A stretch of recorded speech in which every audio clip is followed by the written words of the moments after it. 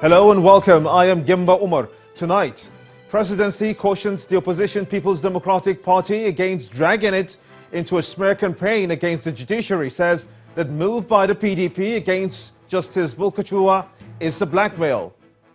Governor Abdullahi Ganduje officially recognizes the 4 newly appointed emirs in Kano a day after a court gave an order stopping the breakup of the Kano Emirates. Ahead of the inauguration of the 9th National Assembly, more House of Representative members-elect jostle for the leadership of the lower chamber.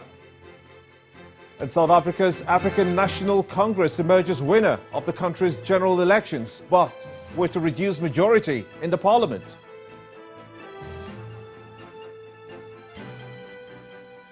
On business news tonight, Nigeria's stock market hits 2-year low as investors shift focus to the central bank ahead of its Monetary Policy Committee meeting on May the 20th.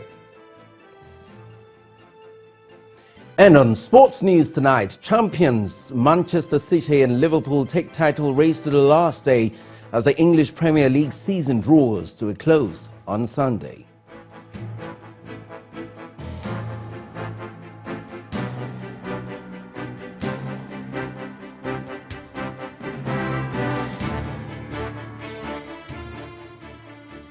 The controversy trailing the constitution of the Presidential Election Petition Tribunal is far from over as the presidency sent a word of caution to the main opposition People's Democratic Party today.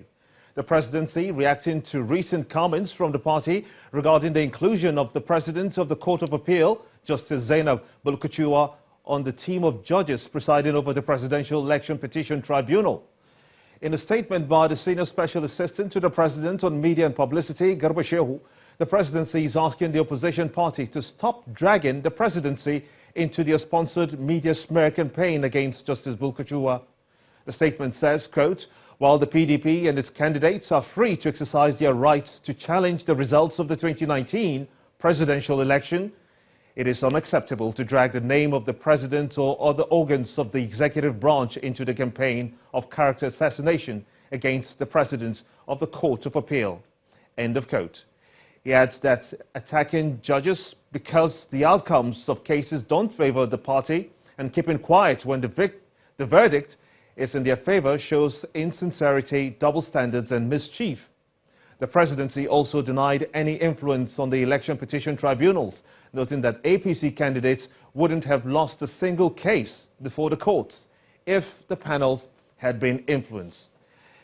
We move now to Kano State, where Governor Abdullahi Ganduje officially confirmed and presented the 4 additional first-class emirs of Kano State to the public today. The new emirs will superintend over Bichi, Gaya, Rano, and Karaye kingdoms. Governor Abdullahi Ganduje says that the creation of the 4 emirates is in line with plans to bring government closer to the people. Our correspondent Idris Jibrin now reports. Hundreds of people from Bichi, Gaya, Renu and Karaye kingdoms in Kano State gathered at the indoor sports complex of the Sana Abacha Stadium to officially meet their new traditional rulers.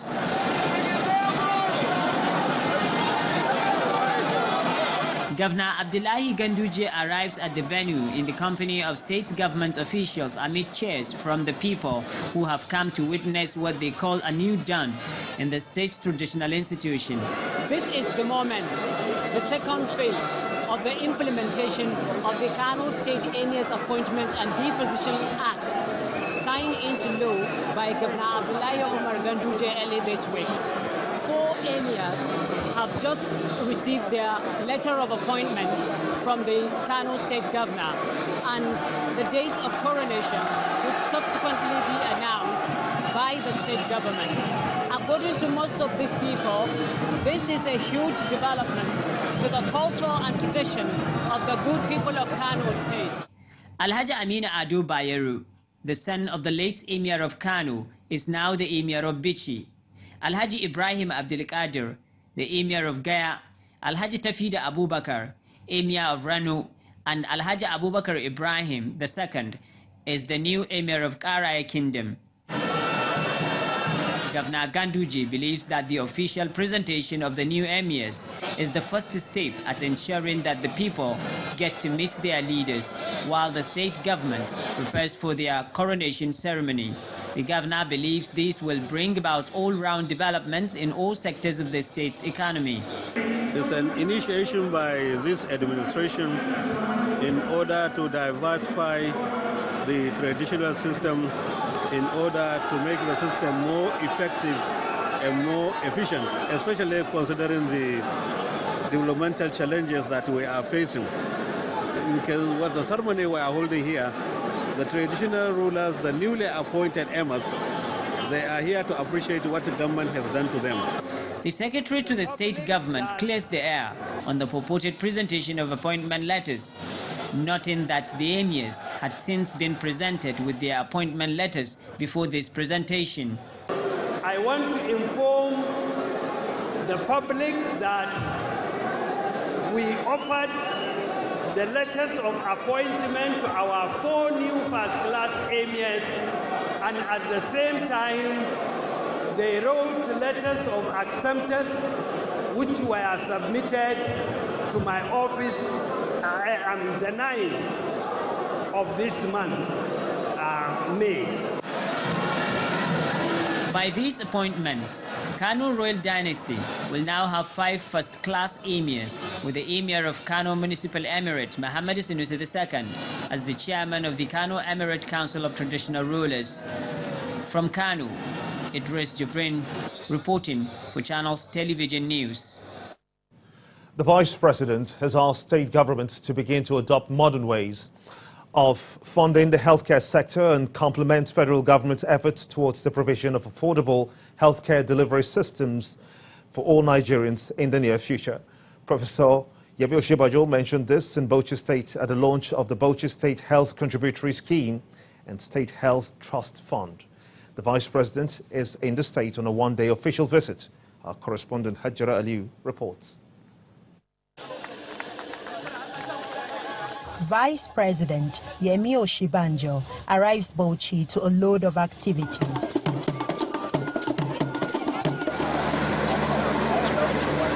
He flies this chopper with the Bauchi State Governor to Bura in Ningi local government area to inaugurate a rural electrification project that spans across 22 villages. Government and to the glory of God. Thank you, sir. Thank you, sir. Next is a visit to the home of this local entrepreneur. He engages him in a chat in a bid to encourage homemade products and a way to ensure good policy formulation for micro, small and medium enterprises. This building houses production equipment. It is a shared facility for micro, small and medium enterprises and next to be inaugurated by the Vice President. When you want to extract oil from nuts, it's a very tedious work. But when you have a machine, it just makes it so easy. It doesn't take much time and it doesn't require much expertise before you operate. So the whole idea of a shared facility, and we're trying to do this in all the states, is to provide these facilities that enable small businesses to do their business without investing in heavy equipment. The last activity is the launch of Bauchi State Health Contributory Scheme and State Health Trust Fund. The working document is unveiled. Level, we intend to have to expand the National Health Insurance Scheme such that every Nigerian is covered by a National Health Insurance Scheme. That is why what we're seeing today is so important, because states should have their own contributory schemes in order to complement the National Health Insurance Scheme. And I'm very happy to see that Bauchi State has already taken the lead. The scheme is for all residents of the state, the rich and the poor, the productive and the weak, the healthy and the sick. It is our hope, as the scheme is scaled up, it will gradually revolutionize our healthcare system and bring down the high rate of morbidities and mortalities in the state. The Bauchi State Health Trust Fund is backed by law and will be funded through 5% from state internally generated revenue, 1% of local government revenue, and 5% of contract tax. Hajira Aliu, Channels Television News. The race for the leadership position in the incoming 9th National Assembly has become more intense as the elections draw closer. The race has also seen unique aspects being introduced as contenders vie for the exalted positions. What are these aspects and what impact are they having on the race? Our correspondent Lanre Lasisi tells us more. The struggle for leadership positions in the 9th House of Representatives and the Senate has taken unique and perhaps interesting dimensions.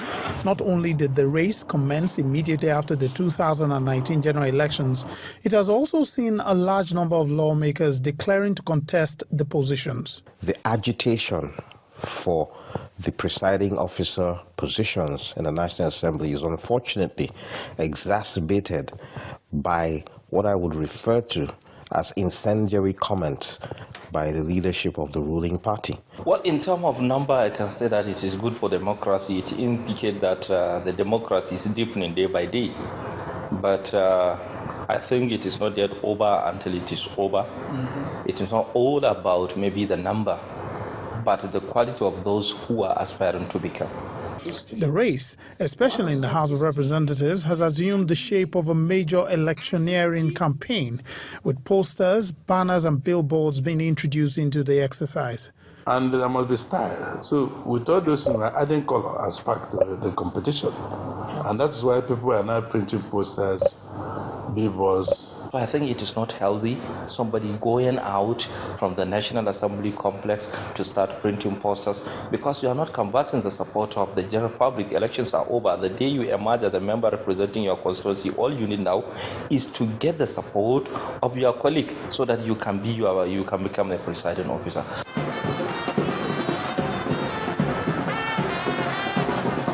There are also rallies in different states in support of a candidate or to press forward a position on the race. Yes, that is in itself, I wouldn't call it an anomaly, but a strange occurrence. The involvement of states was there even at the 8th Assembly, but it was more subtle at the time. The governors would speak to their members, political leaders would talk to the governors to talk to their members, But now, like I mentioned, it's when you hype the issue so much, then you now start to see people, start to act overboard. All these have made the election of the leaders for the 9th National Assembly a much anticipated event. Elections that will be decided in less than a month's time, one way or the other. Lanre Lasisi, Channels Television News. The federal government is investing in the building of prisons across the country, and that's according to the Minister of Interior, General Abdurrahman Dambazo. General Dambazo explains that most of the existing prisons in the country were over a century old and need to be replaced. He was speaking at the inauguration of some projects at the headquarters of the Nigeria Prison Service. Nigeria has over 140 prisons across the country, and most of them are in a poor state and overpopulated. According to the Nigeria Prison Service, there are over 70,000 inmates in these facilities, with almost 49,000 awaiting trial.